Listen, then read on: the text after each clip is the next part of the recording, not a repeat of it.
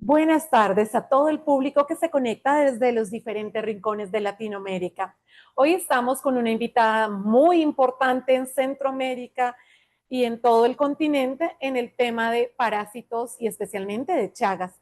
Pero antes de presentarla a ella, vamos a enviar unos saludos en esta entrevista titulada Enfermedad de Chagas. Y los saludos el día de hoy, Universidad Nacional de Colombia, un saludo muy especial a los estudiantes y profesores, por supuesto en Argentina, reportan sintonía en Mendoza, Córdoba y Buenos Aires. Gracias a todos los que se conectan de la Universidad del Valle en el Cauca, en Colombia, Universidad de los Andes en Bogotá, Universidad de Antioquia y por supuesto a la Universidad Iberoamericana de Puebla, a todos los estudiantes de ingeniería. También queremos enviar un saludo muy especial a los locales de la Universidad del Valle de Guatemala. Hoy nos encontramos en uno de sus laboratorios, aquí en esta transmisión en vivo y en directo. También un saludo a los estudiantes y profesores de la Universidad de San Carlos. Gracias por atender a esta invitación en esta entrevista titulada Enfermedad de Chagas. Y para la entrevista de hoy tendremos 30 minutos de preguntas desde aquí y 30 en donde daremos paso al público. Pero antes de empezar la entrevista vamos a presentar a la invitada de la transmisión en vivo y en directo. También un saludo a los estudiantes y profesores de la Universidad de San Carlos. Un segundo. Ya seguimos un momentico aquí solucionando un problemita técnico. Y también enviamos saludos a todos los de las carreras que hacen parte de la Facultad de Ciencias y Humanidades, donde estamos hoy en el campus. Estudiantes de biología, bioquímica, microbiología, química, química farmacéutica, tenemos física, matemáticas aplicada, nutrición y, por supuesto, a comunicación estratégica. Gracias por acompañarnos en esta transmisión en vivo. Listo, entonces vamos a presentar a la invitada del día de hoy, doctora Pamela Marie Pennington Aycinena. La doctora, ella tiene familia por el lado paterno de Costa Rica, de California, pero ella nació acá en Guatemala, su madre es guatemalteca, y hay que decir que su colegio lo hizo acá en Guatemala y posteriormente se fue a estudiar a Estados Unidos.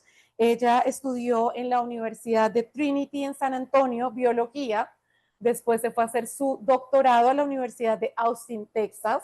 Tiene 2 postdoctorados, uno en el Centro para Control y Prevención de Enfermedades, el CDC de Atlanta, y también en la Universidad de Yale. Estudió en la Escuela de Medicina de Salud Pública de la Universidad de Yale en Connecticut. Adicionalmente, la doctora cuenta con múltiples publicaciones en temas de parasitología y actualmente pues se sigue manteniendo vigente en estos temas. Recibió una distinción muy importante de las muchas que ha recibido por la Organización Mundial de la Salud en el 2017 en la competencia Social Innovations in Health de la Organización Mundial de la Salud, del cual pues, nos va a hablar ahorita de ese proyecto el cual le trajo ese premio, ese reconocimiento a nivel mundial. Doctora, muchísimas gracias por estar en este espacio, porque sabemos que tiene usted una agenda muy apretada. Gracias por aceptar esta invitación. Muchísimas gracias a ustedes. Gracias, doctora. Bueno, vamos entonces a entrar en materia el día de hoy para esta entrevista titulada Enfermedad de Chagas.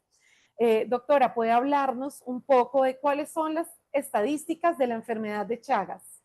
Sí, actualmente la Organización Panamericana de la Salud está estimando que tenemos entre 6 a 8 millones de personas infectadas, principalmente en Latinoamérica, distribuido en 21 países de Latinoamérica, aunque ya hay muchos casos que están distribuidos en todo el mundo, dado el contexto actual de globalización y de migración. También es importante notar que se estima que hay un aproximado de 100 millones de personas que viven actualmente en áreas en donde hay riesgo de transmisión. Y también hay 1.5 millones de personas que actualmente tienen problemas cardíacos derivados de esta enfermedad. Se estima también que hay 30,000 casos nuevos anuales y que hay 1,000 muertes mensuales aproximadamente derivadas de esta enfermedad.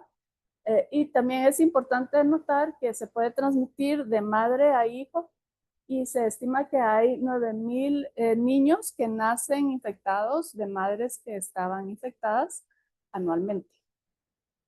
Bueno, es una enfermedad muy relevante para el continente, para América Latina, según esas estadísticas, doctora, para todo el público que se conecta con nosotros, que no es del área de la salud o no son del área de ciencias.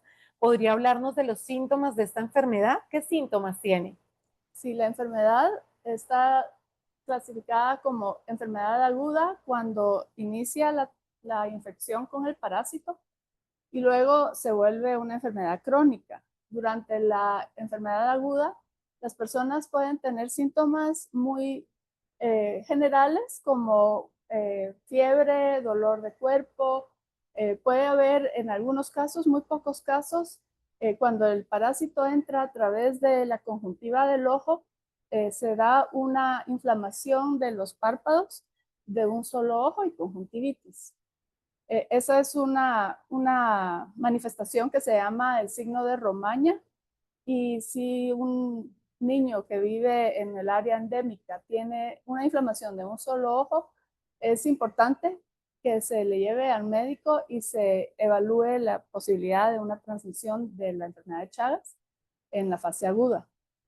También se puede dar problemas abdominales y ya más adelante, después de 10 a 20 años de la transmisión inicial, se da la fase crónica. En esta fase se empieza a ver agrandamiento del corazón. También en algunos casos puede haber agrandamiento del esófago o del colon, lo que se le llama megacolon o megaesófago. También incluso pueden haber manifestaciones neurológicas como meningoencefalitis.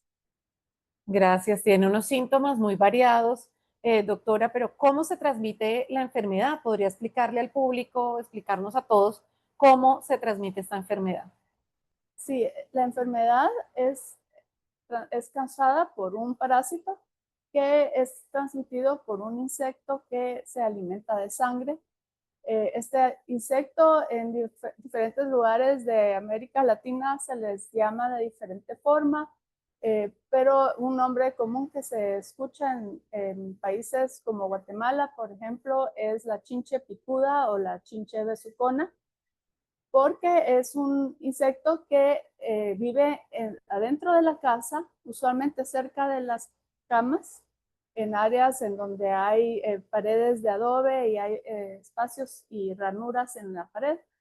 Sale en la noche, es atraído por el dióxido de carbono que exhalamos durante la respiración y entonces es atraído hacia el área de la boca y por eso tiende a picar en la cara cerca de la boca y por eso se le llama la chinche besucona. En Brasil se le llama barbeiro también porque pica alrededor de la barba y en algunos lugares de Sudamérica se le llama también el pito. Me parece que en Colombia le llaman el pito también. Sí, la doctora tiene uno por ahí, Sí. acá para mostrarle al público cómo es. Ahí se está enfocando cómo es el insecto. Esta es la fase adulta. Este insecto tiene varias fases de desarrollo. En las fases de ninfa no tiene esta forma, es mucho más sencilla y más pequeña. Pero esta es la que más se puede reconocer porque es muy distintiva por los colores y la forma. También otra fase importante de transmisión es en el caso de lo que mencioné de la transmisión congénita de madre a hijo. Esto ocurre durante el embarazo.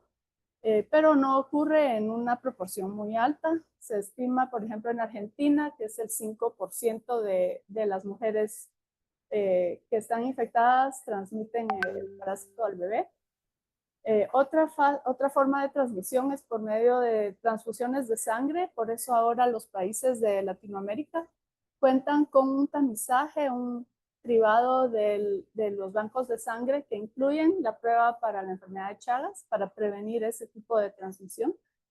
Y en el caso también de órganos, se puede transmitir por medio de donación de órganos.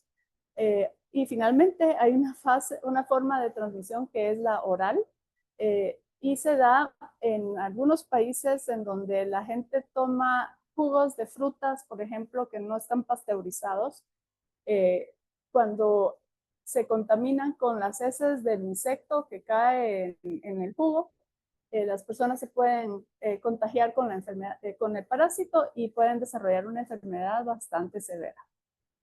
Gracias. Hay muchas formas de transmisión de la enfermedad. Doctora, ¿qué características tiene este insecto? ¿Cuántas especies? ¿Todas las especies lo transmiten la enfermedad de Chagas o solo algunas especies? ¿Nos podría hablar un poquito más del insecto que mostró ahorita en cámara? Sí, con mucho gusto. Gracias. Hay más de 100 especies que pueden transmitir. Están distribuidas en toda América, desde Estados Unidos hasta Argentina. La particularidad de este tipo de triatomino, que es, aquí en Guatemala tenemos que es Triatoma dimidiata.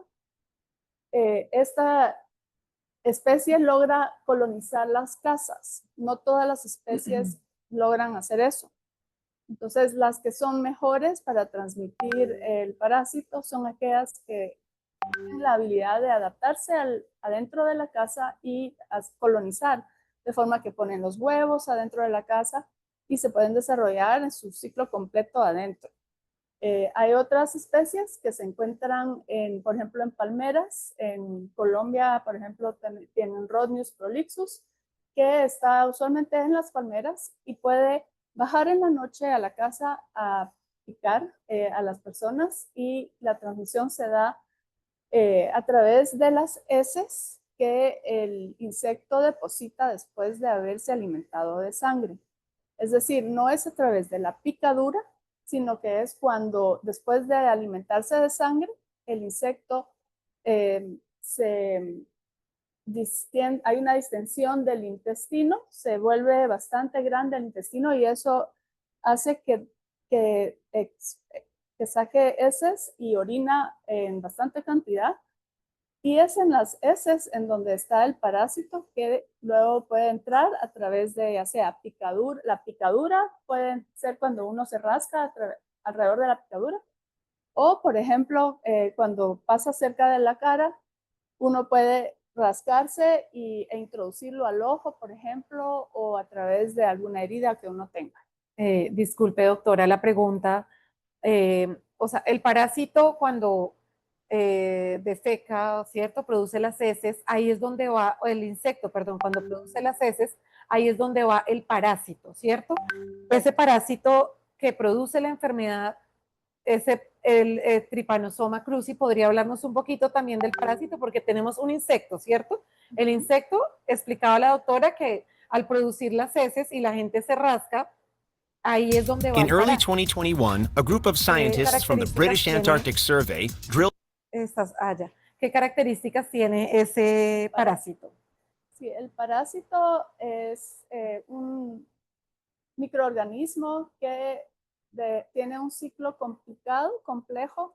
En el insecto tiene una forma que tiene un flagelo, o sea, puede nadar en un líquido, y adentro del insecto pasa por varias fases de desarrollo. Entra al estómago, viene en la sangre, ya del estómago pasa al intestino, y en el intestino hay un cambio de la forma del parásito, que luego, cuando se combina con la orina del insecto, activa un mecanismo en el parásito que lo vuelve infectivo.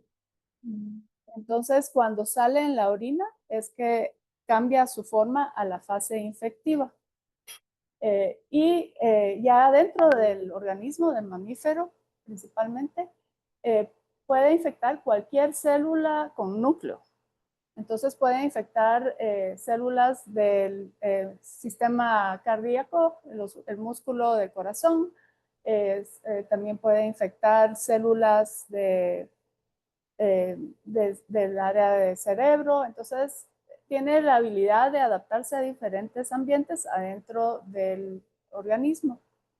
Y adentro de las células de estos mamíferos, el parásito tiene otro cambio adicional, se adapta a vivir adentro de la célula y puede quedarse en las células por muchísimos años. Y esa es la razón por la que vemos la fase crónica de la enfermedad, es porque el parásito está sobreviviendo adentro de la célula, está resistiendo al sistema inmune de la persona o del animal, gracias a que puede, digamos, esconderse de esa respuesta del sistema inmune adentro de la célula. Y ya después de mucho tiempo dentro de la célula puede dividirse muchas veces y ya la célula se abre y sale el parásito, muchas copias muchas réplicas de ese parásito a la sangre. Lo otro interesante de este parásito es que hay diferentes tipos genéticos. Actualmente no hay vacuna contra este parásito y cada área geográfica de Latinoamérica tiene un tipo diferente, genéticamente diferente del parásito. Eso también afecta algunas de las medidas de prevención, porque, por ejemplo, los diagnósticos que se desarrollan a partir de cepas, de variantes que son de, por ejemplo, Sudamérica, no necesariamente funcionan bien aquí en Centroamérica. A ver, entonces, doctora, es muy complejo porque la doctora nos estaba explicando el parásito orina o defeca y ahí cuando orina es cuando se activa, perdón, el insecto. Cuando orina el insecto es cuando se activa el parásito y el parásito puede vivir dentro de las células por mucho tiempo. Y ante esto que nos está contando de las diferentes especies que hay, tanto del insecto como del parásito, ¿qué medidas de prevención se pueden llevar a cabo en Latinoamérica o en general en América? Sí, en Latinoamérica tenemos diferentes iniciativas de control dependiendo del área geográfica. Tenemos la iniciativa del Cono Sur, en la que se usaron insecticidas que son residuales, o sea, que duran bastantes meses adentro de la casa. Y esos lograron controlar uno de los insectos que se encuentra en Sudamérica, que es el Triatoma infestans. Entonces tenemos, por ejemplo, en Uruguay se logró eliminar la transmisión por este insecto, por esta especie, gracias al uso de insecticidas adentro de las casas.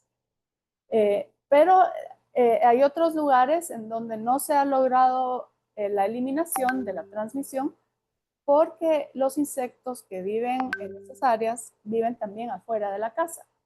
Entonces, cuando hay insectos, especies que se adaptan solo adentro de la casa, es fácil controlarlos, pero cuando hay especies que también pueden estar afuera y entrar y salir, es muy difícil lograr eliminar esa transmisión. Entonces, por ejemplo, en Colombia tenemos Rhodnius prolixus que vive en las palmeras cerca de las casas y baja en la noche a alimentarse. En ese caso se pueden usar, por ejemplo, los pabellones de mosquiteros para que el insecto no pueda llegar a picar a la persona. También se puede, en las casas que son de adobe o de barro, de pajareque, en esas casas se pueden aplicar recubrimientos en las paredes para evitar que hayan ranuras en la pared, porque el insecto entra a esas ranuras y ahí es donde se mantiene reproduciéndose, produciendo huevos y manteniendo la colonización. También es importante, por ejemplo, el suelo, manejar un suelo que no tenga tierra, sino que tenga una plancha de cemento en lo posible. porque también eso es un factor de riesgo de tener el insecto en la casa. Gracias por la explicación, doctora. El parásito no le hace nada al insecto, ¿cierto? Realmente no causa mayor efecto en el insecto. Eh, eh, es un parásito que está muy adaptado a diferentes organismos y, por ejemplo, incluso en mamíferos como la zarigüeya, en algunos lugares les dicen la zorra, son marsupiales de Latinoamérica. Estos animales sí se pueden infectar con el parásito, pero no desarrollan mayor enfermedad y entonces sirven como reservorios del parásito y pueden mantener la transmisión en la naturaleza. En el caso de otros animales como los perros o los gatos, ellos sí se pueden infectar y pueden desarrollar los mismos síntomas que los humanos, pueden desarrollar problemas cardíacos. Así que depende mucho del animal. Sí, cambia. Ajá. Sí, o sea, no afecta a todos igual, es lo que sí. nos quiere explicar, doctora. ¿Qué dificulta el diagnóstico de esta enfermedad y qué tratamientos hay una vez se diagnostica? Sí, actualmente las indicaciones para el diagnóstico, cuando es en la fase aguda, es un diagnóstico que se le llama parasitológico, porque yo estoy buscando el parásito que está circulando en la sangre. En esa fase se puede hacer por microscopía, pero también se puede usar el PCR, que está ahora volviéndose más popular para el diagnóstico de esta enfermedad. Y en el caso de los bebés recién nacidos, se puede usar un método para concentrar la sangre y poder ver el parásito con mejor eficiencia. Y siempre se usa un microscopio para detección. En el caso de la enfermedad crónica, ese es un poco más complejo porque las personas en esa fase no siempre tienen parásitos en la sangre. Entonces se buscan los anticuerpos, que es lo que el sistema inmune está produciendo en respuesta a la presencia de este parásito. Y se usan kits de diagnóstico que buscan estos anticuerpos. La mayoría de los diagnósticos actuales se desarrollaron en Sudamérica, basados en cepas del parásito que son de Sudamérica. Y sí hemos visto que hay algunas dificultades de algunas pruebas, por ejemplo, las pruebas rápidas, que son muy comunes para otras enfermedades. Para el Chagas es un poco más complejo el uso de estas pruebas rápidas. Especialmente aquí en Centroamérica hemos detectado que las pruebas rápidas que se usan en Sudamérica no son eficientes para Guatemala en particular. Y no sabemos la razón. Una hipótesis es que es la cepa del parásito, la versión genética del parásito que tenemos aquí, sea diferente a la que se usó para hacer las pruebas y por eso no es tan eficiente. Gracias por la aclaración. Una vez la persona sale positiva, ¿qué tratamiento sigue? ¿Cómo funciona ese tratamiento? El parásito es, la cura con tratamiento es factible en la fase aguda temprana, especialmente en niños. Entonces se pueden usar dos tratamientos diferentes, benzimidazol y nifurtimox. Ambos tratamientos son bastante tóxicos en adultos, entonces conforme pasa el tiempo es más difícil el tratamiento porque se dan efectos secundarios y eso hace que las personas dejen de tomar ese medicamento. En el caso de Guatemala, tenemos datos de que sí hay efectos secundarios, como por ejemplo se puede dar un rash, una picazón en la piel, y también se puede dar vómitos, diarrea, náusea. Así que este tratamiento debe ser supervisado. Es un tratamiento de 60 días en los que debe haber alguien, un médico que está supervisando para verificar si hay algún síntoma de estos efectos secundarios, parar el tratamiento en ese momento. Gracias por la aclaración, doctora. Bueno, ¿hacia dónde van las investigaciones en este momento de la enfermedad de Chagas con lo que nos estaba contando, doctora? Y quisiéramos de pronto saber un poco, antes de darle paso al público, sobre el proyecto que les dio a ustedes el galardón por la Organización Mundial de la Salud. Si nos puede. Sí, ¿Hacia dónde va todas las investigaciones? actualmente hay investigación buscando mejores tratamientos, dado que son bastante tóxicos. Se está buscando diferentes estrategias. Una es combinar diferentes versiones del medicamento. La otra es que se están evaluando otros tipos de tratamientos, otras moléculas y combinaciones de nuevas moléculas con las que ya existen. Uno de los problemas principales es que en la fase crónica no hay datos suficientes, no hay suficiente evidencia para demostrar que el tratamiento es efectivo, dado que toma tanto tiempo poder evaluar si está haciendo efecto o no. Los estudios son bastante costosos y la única evidencia que se tiene es que hay una reducción de la presencia del parásito cuando se da el tratamiento en esa fase. Y se cree que eso va a ayudar a reducir la inflamación, por ejemplo, del corazón, pero no se tiene suficiente evidencia para decir que sí es un tratamiento efectivo en esa fase. Sin embargo, hay países en donde ya se está dando como un estándar, porque se estima que al reducir el número de parásitos que hay en la sangre, vamos a reducir los síntomas que se generan. Otra área de investigación también es en el de mejorar el acceso a diagnóstico.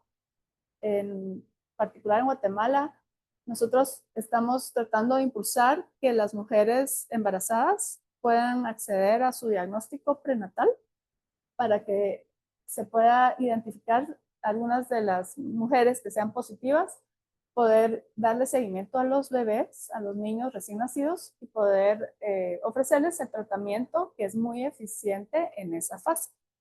Pero eso es complicado porque la mayoría de nuestra población en riesgo está en áreas rurales.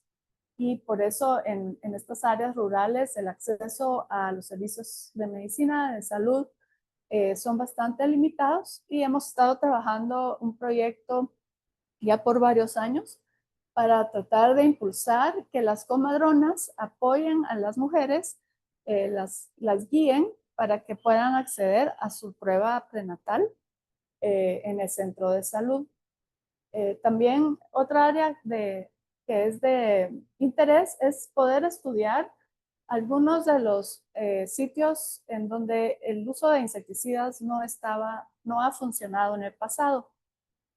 Nosotros en Guatemala hemos estado estudiando un lugar en Jutiapa, en la frontera con El Salvador, en donde hemos visto que por más que se apliquen insecticidas en las casas, no se logra el control del vector, de este triatoma. Estamos tratando de encontrar formas de mejorar la prevención y el poder controlar el insecto en esas condiciones. Otra área también importante es la de las vacunas. Hay gente que está tratando de identificar vacunas para prevenir la enfermedad de Chagas. Y finalmente el poder mejorar los diagnósticos, particularmente aquí en Centroamérica, que pareciera que no están funcionando tan bien los diagnósticos, tratar de encontrar este tipo de diagnóstico rápido, de pruebas rápidas que se puedan usar en campo para que se haga el diagnóstico en áreas rurales, porque actualmente el diagnóstico requiere que se tome la muestra en el centro de salud, esta se manda a un laboratorio, ya sea a nivel del departamento o a nivel central, y el proceso toma mucho tiempo. Entonces, hay poco seguimiento de estos casos porque ya para el momento que tienen el resultado, ya el paciente ya no está llegando al centro de salud. Así que esas son las áreas principales. Las áreas. Y doctora, ¿qué fue lo que ustedes trabajaron en este proyecto que les dio el galardón con la Organización Mundial de la Salud? ¿Qué fue lo que ustedes están o están y han trabajado en comunidades? Esta fue una iniciativa en la que se financiaron proyectos para el control de la enfermedad de Chagas en México, Guatemala y Bolivia. A partir del concepto de que la enfermedad se da en contextos en donde tenemos que entender la ecología de la enfermedad, la biología y también el ámbito social de la enfermedad, porque la enfermedad se da porque están todas esas condiciones apropiadas. Entonces, en esos proyectos, lo que hicimos fue trabajar con las comunidades en donde sabíamos que había una presencia del insecto en las casas e identificamos con ellos qué estrategias podíamos trabajar para que ellos pudieran mejorar las condiciones en la casa y reducir la presencia del insecto. Entonces incluimos educación ambiental para que redujeran la cantidad de basura y de residuos de alimentos que mantienen en la casa. También les enseñamos sobre la transmisión del parásito, les enseñamos sobre la enfermedad en sí, para que tuvieran conocimiento de, por ejemplo, la transmisión de madre a hijo. También les enseñamos a controlar los roedores, porque en estas casas había una alta presencia de ratas y las ratas mantienen el parásito adentro de la casa. Entonces, propusimos una estrategia para que controlaran las ratas adentro de las casas en conjunto con la comunidad. Entonces, en este sistema lo que tratamos de hacer fue mejorar las condiciones ambientales de la casa y asegurarnos de la educación de las personas para que ellos pudieran manejar estos factores de riesgo a largo plazo sin que nosotros tuviéramos que estar ahí. Gracias, un proyecto muy ambicioso en 3 países, muy grande. Gracias por la explicación, doctora. Vamos a dar paso en este momento a las preguntas del público. En este momento damos paso al público con sus inquietudes. Listo. Nos preguntan del público, ¿qué regiones del mundo están más afectadas por esta enfermedad actualmente? ¿Qué regiones del mundo están más afectadas actualmente por esta enfermedad? Sí, Latinoamérica es el continente más afectado, pero dada la migración de personas que viven en áreas rurales en países de Latinoamérica, a Europa, por ejemplo, o a Estados Unidos, ahora se encuentran casos también en estos lugares. En España en particular, se están haciendo muchas estrategias para poder detectar los casos y poder darles tratamiento, tanto en la fase crónica como prevenir la transmisión materno-infantil. Gracias. ¿Listo? Nos preguntan, doctora, ¿algún otro insecto puede transmitir esta enfermedad? Solamente los triatominos o, como les llamamos, chinches, chinches picudas son las que pueden transmitir este parásito.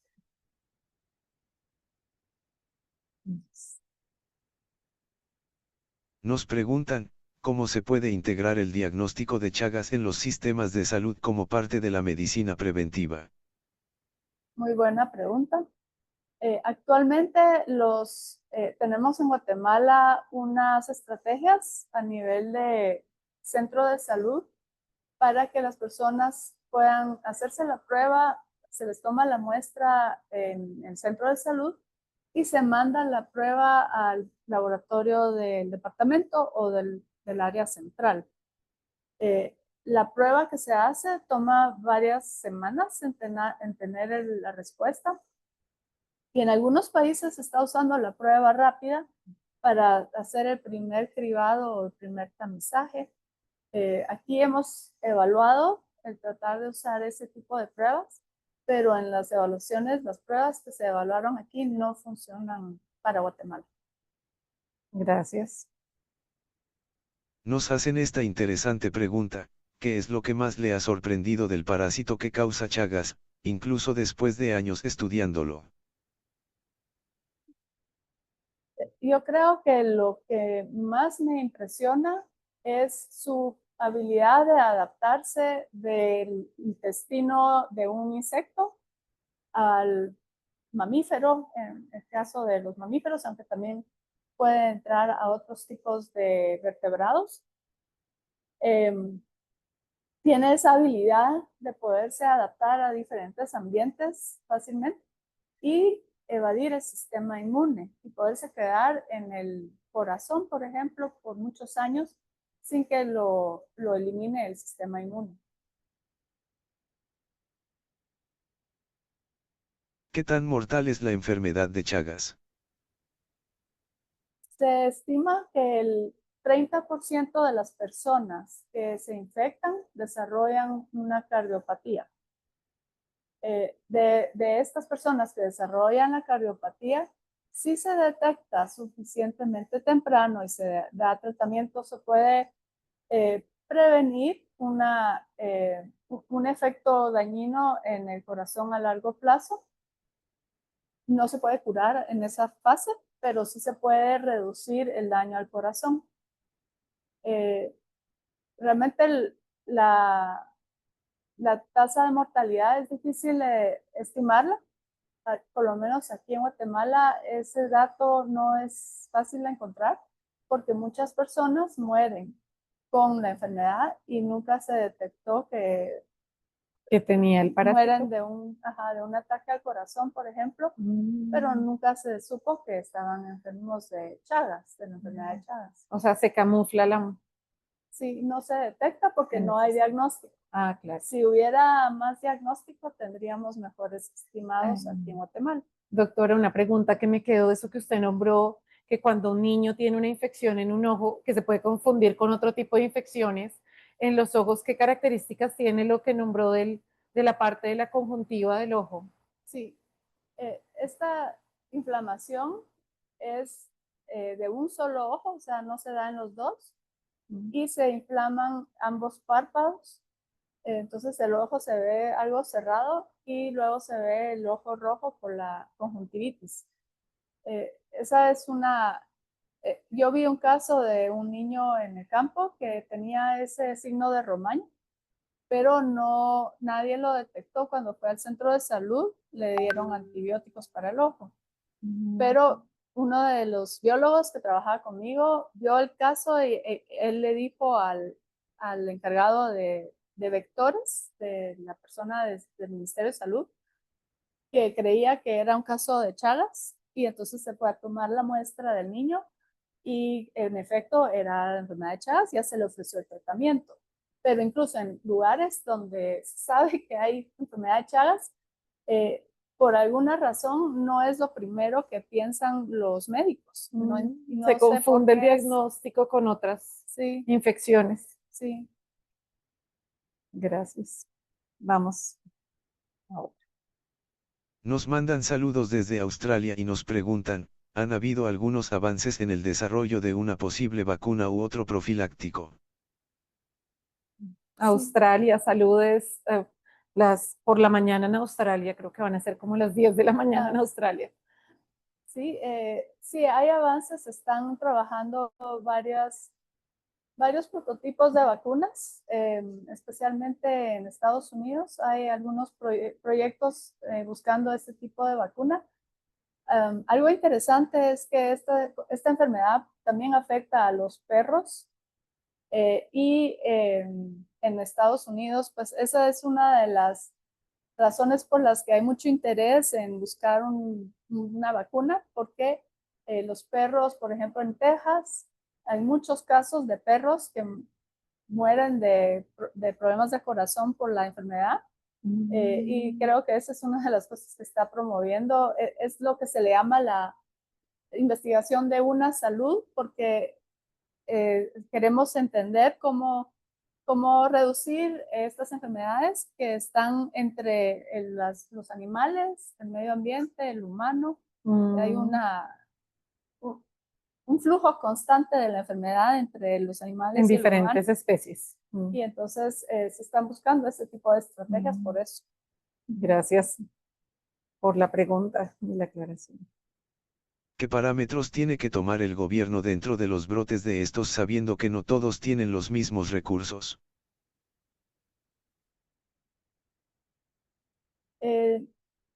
Los parámetros de...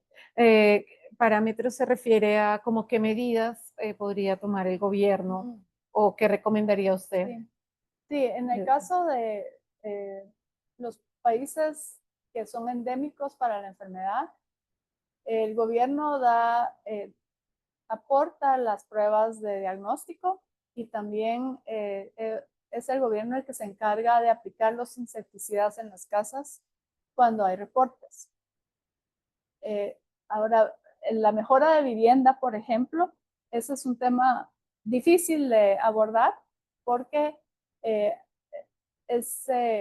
son condiciones socioeconómicas que son las que llevan a esas condiciones adentro de la vivienda y no hay realmente estrategias, digamos, nacionales para hacer una mejora de vivienda para reducir la presencia del insecto. Yo creo que en el contexto de Latinoamérica, una de las razones por las que hemos visto una gran mejoría en reducción de la transmisión es porque ha habido una mejora en el nivel socioeconómico, aparte de las estrategias de control que se han dado a nivel nacional con insecticidas y con estrategias de tamizaje de bancos de sangre, tamizaje también en niños que se hacen para poderles dar tratamiento. Todas esas estrategias nacionales son las que están aportando para la prevención de la enfermedad al futuro. Y hay una estrategia mundial que es para la eliminación de la enfermedad para el 2030. Entonces son los países los que son responsables de implementar estas estrategias. Gracias. Nos saludos desde México y nos preguntan, ¿el tratamiento del Nifurtimox entonces ya no es efectivo en la fase crónica? Esa es una de las preguntas que todos se hacen. El Nifurtimox o el Benfidazol sí pueden reducir la presencia del parásito, pero no van a curar en esa fase. Sí curan en la fase temprana aguda, cuando todavía está iniciando la infección y el parásito no ha llegado a infectar las células, por ejemplo, del corazón. Entonces, es una situación en la que los médicos tienen que decidir si van a dar el tratamiento sabiendo que es bastante tóxico para los adultos y si adicionalmente las personas ya tienen otras condiciones, realmente es contraindicado el uso de estos tratamientos por lo tóxico. Digamos, alguien que tenga un problema renal o un problema del hígado, no se le daría el tratamiento. Por eso es que hay un poco de debate en el ámbito médico si se debe o no dar tratamiento en la fase crónica. Es complejo ese manejo, el costo-beneficio del medicamento. Sí. Gracias a la pregunta desde México, damos paso a otra.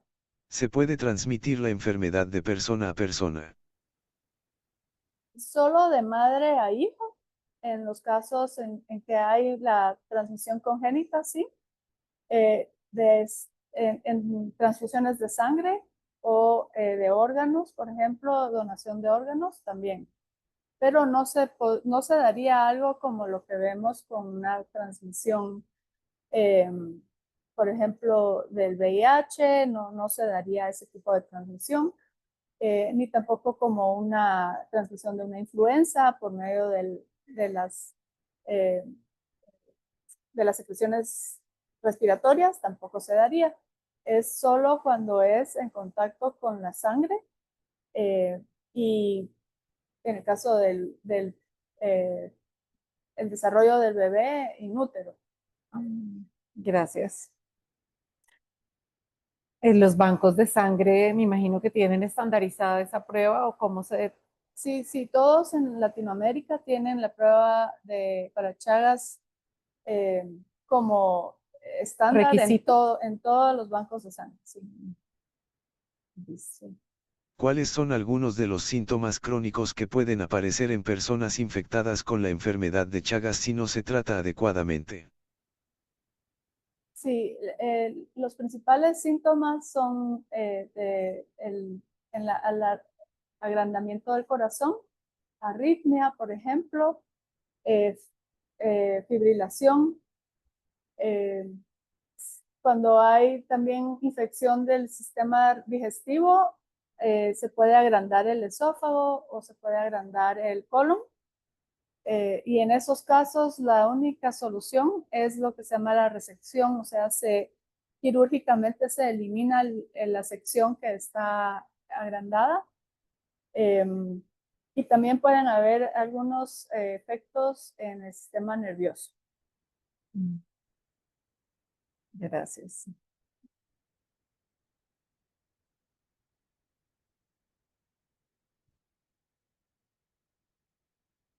Nos mandan saludes desde México y nos preguntan, ¿existen programas de apoyo o seguimiento para personas con esta enfermedad? Sí, esa es una muy buena pregunta. Yo conozco un programa en Bolivia en donde se les da un seguimiento muy cercano a las personas para darles el tratamiento y también dar seguimiento a que sí se logre la cura de la infección. Aquí en Guatemala, por ejemplo, tenemos en el área de Jutiapa, en donde he trabajado con este proceso participativo, tenemos la primera clínica específica para Chagas. Esa fue financiada por un proyecto que vino de una fundación de médicos españoles que se llama Ibermed. En esa clínica hay un equipo portátil para hacer electrocardiogramas. Entonces ahí les pueden hacer los electrocardiogramas a las personas que ya están en fase crónica para poder referirlos con médicos especialistas cardiólogos que les puedan dar tratamiento a los síntomas de la cardiopatía. Sí hace falta estrategias más integrales en las que las personas sepan a dónde acudir. Por ejemplo, aquí en Guatemala es muy difícil encontrar un lugar que le pueda hacer el diagnóstico y es difícil también el seguimiento del tratamiento porque lo hace solo el Ministerio de Salud. Los médicos no tienen acceso al medicamento. Gracias por la aclaración. Voy a apagar. ¿Quiere que apague la? Hay una alarma de un tenemos una congelador. alarma acá en el laboratorio prendida. Vamos a apagarla entonces un momentico, que se prendió la alarma. Gracias a todos los que se conectaron. De nuevo, hemos tenido muy buena audiencia en las últimas transmisiones. Gracias a todos los países que se conectan desde la región y seguimos con esta transmisión en vivo. Estaba la doctora apagando una alarma que se disparó acá en el laboratorio. Listo. Le ha tocado atender pacientes con esta enfermedad. Y si es así, ¿qué experiencia le marcó más?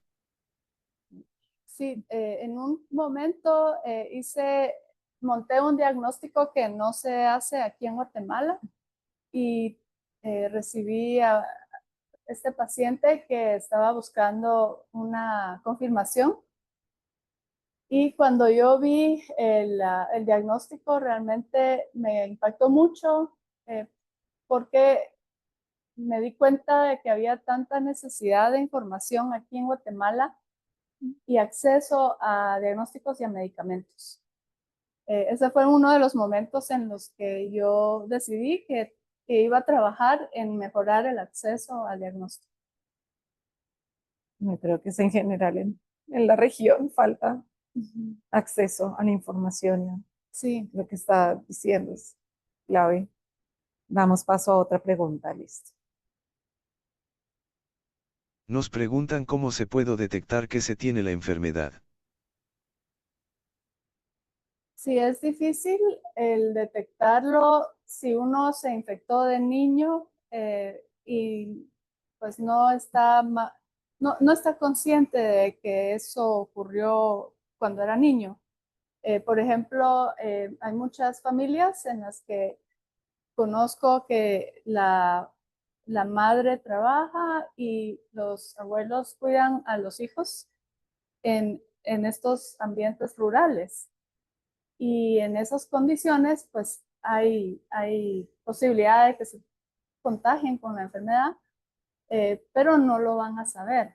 Entonces, lo importante, creo yo, es que cuando las personas viven en ambientes en donde hay estos insectos, que se pueda por lo menos estar atento de síntomas como la fiebre y poder ir al centro de salud y llevar el insecto para que la persona del centro de salud asocie el síntoma con la presencia del insecto. En algunos lugares de Latinoamérica sí existe este sistema de referencia y registro, en donde les piden a las personas que capturen los insectos y los lleven al centro de salud o al puesto de salud. Y existen sistemas en donde ya refieren al personal de vectores del Ministerio de Salud para que vayan a la casa y hagan una investigación de la familia, les van a tomar muestras de sangre para ver si hay más personas que podrían estar infectadas y después van a hacer medidas para aplicar, por ejemplo, insecticidas o por lo menos educación para que reduzcan la presencia de insectos y puedan, por ejemplo, mejorar la vivienda, poner un revocado, ese tipo de estrategias.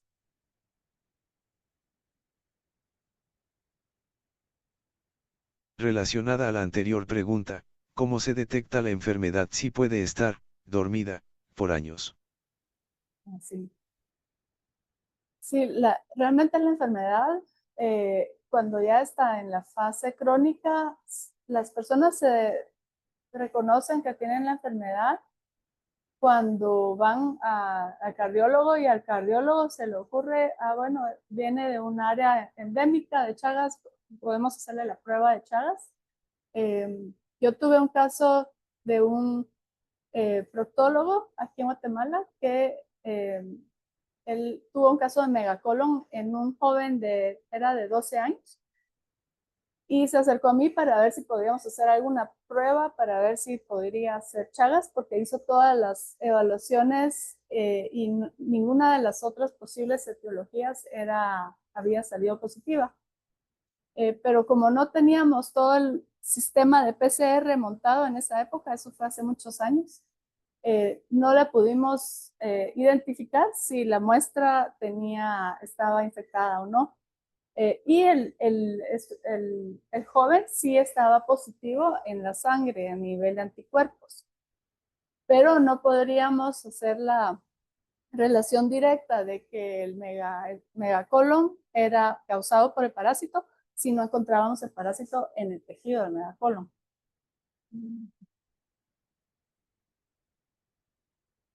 ¿Qué avances recientes hay en terapias experimentales? Sí, hay varias nuevas drogas que se están evaluando. Algunas son antifúngicas, que son para control de hongos, y se están haciendo pruebas de combinaciones, pero de los últimos datos, las mejores opciones han sido modificaciones a las dosis de los medicamentos que ya existen. O sea, están tratando de evaluar nuevas combinaciones de tiempos y de dosis para reducir la toxicidad y manejar que siga habiendo cura con menos toxicidad. ¿Cómo influye el cambio climático en la expansión del vector del Chagas? Esa es una buena pregunta. Sí hay bastantes proyecciones de que va a haber un cambio en la distribución de estos insectos. Y de hecho, justamente estamos en el proceso de publicar un artículo en donde yo fui por turismo a una comunidad y en el cuarto donde durmió mi hijo encontré uno de los triatominos que hay aquí en Guatemala, que es otra especie, Triatoma nítida. Y lo que estamos reportando es que es la primera vez que se reporta a esa altitud. Es decir, pareciera que sí puede ser que esté cambiando la distribución por el cambio climático y el cambio de temperaturas que hay.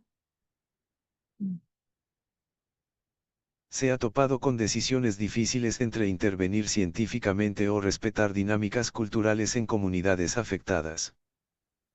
También es una excelente pregunta. En nuestro ámbito tenemos principalmente comunidades del suroriente del país, en donde las comunidades son actualmente, las consideraríamos ladinas, pero sí encontré, por ejemplo, cuando hicimos una encuesta de una casa, que una de las personas de la casa, cuando era una casa que era, no era de adobe, o sea, estaba bien revocada, y cuando encontramos chinches, los vectores en su casa, ella se sentó a llorar. Y yo me puse a pensar qué es lo que pasó. Y es porque ella, en ese contexto, ella asocia el vector con condiciones socioeconómicas diferentes. Y entonces le afectó mucho emocionalmente pensar que encontraron este insecto en su casa. También hemos visto, por ejemplo, diferencias entre comunidades en cómo se aborda el mejoramiento de la vivienda. En una comunidad en donde otra investigadora guatemalteca, la doctora Carlota Monroy, trabajó por muchos años, hicieron mejora de vivienda en donde las mujeres eran las que aplicaban el revocado en la casa para eliminar las grietas. Pero cuando ella fue a llevarse esa estrategia a otra comunidad, en otro departamento, que es de otro origen étnico, ahí la mujer no es la que hace eso, es el hombre. Entonces, su estrategia no la pudo adaptar al nuevo contexto. Así que nosotros, por ejemplo, estamos trabajando con las comadronas para lograr que ellas refieran a las mujeres al centro de salud para la prueba. Y lo que vemos es que las comadronas en nuestras comunidades, su abordaje al contexto de ser comadronas es muy diferente al de comadronas del altiplano, en donde ahí es el ser comadrona es algo que viene, que es muy espiritual, mientras que en el otro lugar es una situación más de liderazgo. Entonces, la forma en que uno trabaja en ese nivel con las comadronas depende mucho del contexto local y cultural. Gracias, doctora. Vamos a dar paso a una última pregunta. Creo que alcanzamos a pasar una o dos más. Sí. Si pudiera cambiar una sola cosa del sistema de salud para mejorar la atención del Chagas, ¿cuál sería? Esa es una excelente pregunta. Mejorar el acceso al diagnóstico y al tratamiento. Ofrecer capacitación a los médicos para que puedan reconocer la enfermedad y puedan pensar en la enfermedad de Chagas como una de las posibles causas de los síntomas.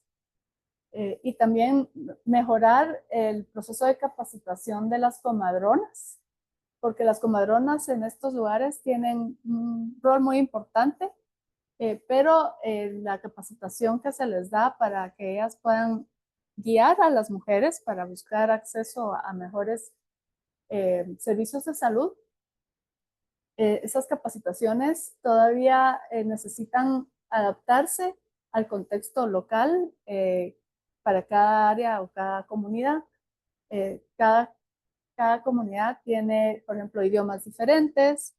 Entonces, para Guatemala creo que la enfermedad de Chagas es una enfermedad actualmente bastante focalizada. Se logró controlar con rociamiento de insecticidas al principio del siglo y ahora quedan estos focos de lugares que están bastante aislados porque son en áreas rurales y necesitamos estrategias para mejorar el acceso a servicios de salud ahí.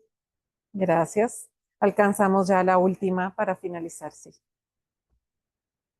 Es fácil confundir los síntomas con otro parásito u otra enfermedad, es muy difícil el diagnóstico diferencial.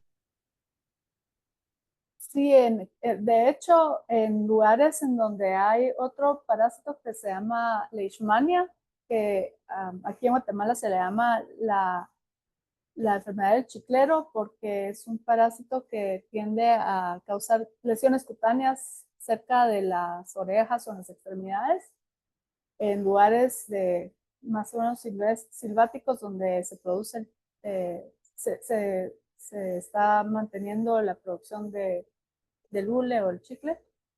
En esos lugares se puede confundir porque esos dos parásitos, el trypanosoma y la leishmania, son muy parecidos, ambos son flagelados y puede haber una reacción cruzada en los diagnósticos. Entonces, en lugares de ese tipo, sí puede haber una confusión de diagnóstico. Y en lugares donde hay esta otra especie de chinche, Rhodnius prolixus, por ejemplo en Colombia, el Rhodnius prolixus también transmite otro parásito que no causa patología al humano, pero puede causar una reacción cruzada con el trypanosoma. Entonces, también ahí pueden haber datos, digamos, personas que sean diagnosticadas incorrectamente. Gracias por la aclaración. Bueno, doctora, queríamos agradecerle el día de hoy haber sacado este tiempo, haber agendado esta entrevista en transmisión en vivo a todos los que se conectaron. Queremos darles muchísimas gracias por pues haberse conectado el día de hoy. Doctora, el último mensaje que quiera mandar al público antes de cerrar la transmisión o qué mensaje quiere dejar el día de hoy en cuanto a la enfermedad de Chagas. Sí, a todos los jóvenes que están en las universidades, en los países que nos están escuchando, quiero dejarles el mensaje de que uno debe buscar qué lo apasiona para estudiar, investigar y ser consistente y persistente. En mi caso, pues yo regresé aquí a Guatemala después de estudiar afuera con la idea de hacer algo para aportar al país. Y a pesar de que ha sido difícil conseguir financiamiento para la investigación de la enfermedad de Chagas, hemos logrado mantenerlo más o menos activo durante los años. Así que los exhorto a que busquen estas áreas que les interesan para investigar y que traten de ser consistentes y de buscar resolver problemas para sus países. Gracias por este mensaje, doctora, y de verdad quiero felicitarla porque antes de entrar a este laboratorio donde estamos el día de hoy, estábamos visitando el centro de malaria de la universidad, un centro muy grande que le llaman aquí el búnker, donde tienen todas las investigaciones de malaria y quedamos impresionados. Tienen ustedes unos laboratorios muy modernos en la parte no sé si es qué lado será, es que no me ubico acá, si es la parte sur, la parte de abajo de la universidad, tienen unos laboratorios muy modernos y lo que dice la doctora, y en muchos laboratorios no está la placa de las donaciones que se han hecho para la construcción de los centros de investigación, ¿no? Son centros que llevan ya, ¿cuántos años llevan? ¿Cuánto lleva este laboratorio? Bueno, la universidad fue fundada en el 66 y el Instituto de Investigaciones, en donde se encuentra este centro de investigaciones, fue fundado en el 77, me parece. Y lo que pasó es que los centros de control de enfermedades estaban haciendo un proyecto de malaria en El Salvador en los 70s. Y en ese momento empezó la guerra en El Salvador y entonces decidieron venir a Guatemala y mover su operación aquí. Así que esto que vemos ahora es el fruto de la colaboración con el gobierno de Estados Unidos de muchos años, desde los 70s, en los que ellos fortalecieron las capacidades aquí. Se formaron muchos investigadores en el exterior y regresamos a trabajar en enfermedades tropicales que son desatendidas, muchas de ellas. Bueno, muchísimas gracias, doctora. Y a todos, Muy buenas tardes y muy buenas noches en el sur del continente. Damos por finalizada la transmisión del día de hoy, siendo las 7:06 hora Colombia, 6:07 hora Guatemala y hora México. Gracias a todos, y Argentina ya son las 9:05 de la noche. Gracias a todos por conectarse el día de hoy y muchísimas gracias, doctora, por haber compartido con nosotros. Gracias a ustedes por la oportunidad. Gracias.